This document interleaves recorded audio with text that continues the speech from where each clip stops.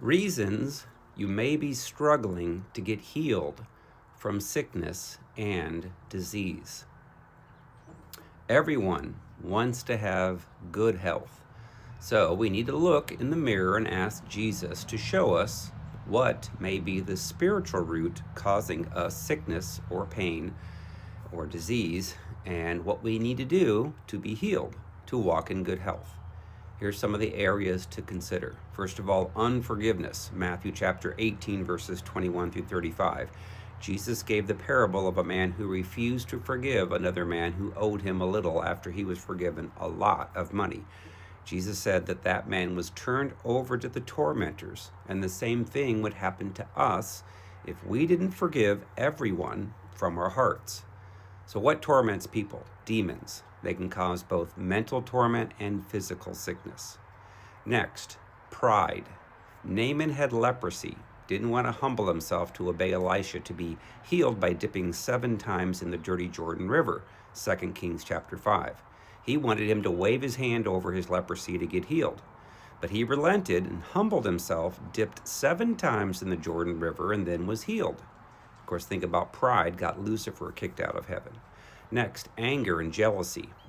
Saul was tormented by a demon, which caused him mental distress and headaches. He got angry at God and jealous of David, wanted to kill him. Next, of course, if we eat a lot of bad food or too much, that's gluttony, spirit of Beelzebub. If you eat too much unhealthy, say fried or sugary foods, you could struggle with diabetes, high blood pressure, heart issues, because you end up making an idol of the food instead of using self-control.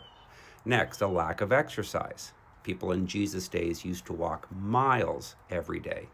Most today don't, which can cause many physical sicknesses. Next, if you have a relationship with an abusive person, that will increase the levels of stress from emotional abuse or even physical and sexual abuse. It can cause all kinds of sickness and disease. Next, any kind of disobedience or lack of faith. Luke chapter 1, verses 5 through 25, John the Baptist's father, Zechariah, remember, he didn't believe that Elizabeth was pregnant, and he couldn't talk until finally the birth of John the Baptist. So he disobeyed and he had consequences. Next, of course, sin. Sin is a major open door that allows demons to torment our souls and bodies. When Jesus healed those who were in sin, he would often tell them to go and sin no more. Of course, witchcraft, secret societies, Freemasons, Eastern Star, those with evil intentions, will try to put curses on people. And if we give them a legal right, because we're not walking the way we should, then they can do that.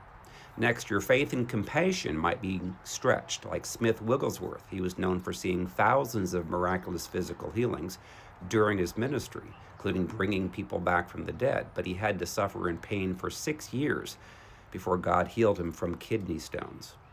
Next, a lack of fasting. When you fast from eating food, your body will try to heal itself as it regenerates the damaged stem cells for better health. All right, so I have a book called Freedom from Soul Wounds and Demons. It's currently a bestseller on Amazon, helping people around the world to get healed, physically get healed. A lot of miracles have taken place from the people, and a lot of it when they learn how to forgive and repent for their pride and sin, command the demonic stuff to go, command the healing to take place. That book's called Freedom from Soul Wounds and Demons. It's available on Amazon in paperback, Kindle, and Audible, and it's also available in Spanish. Thanks.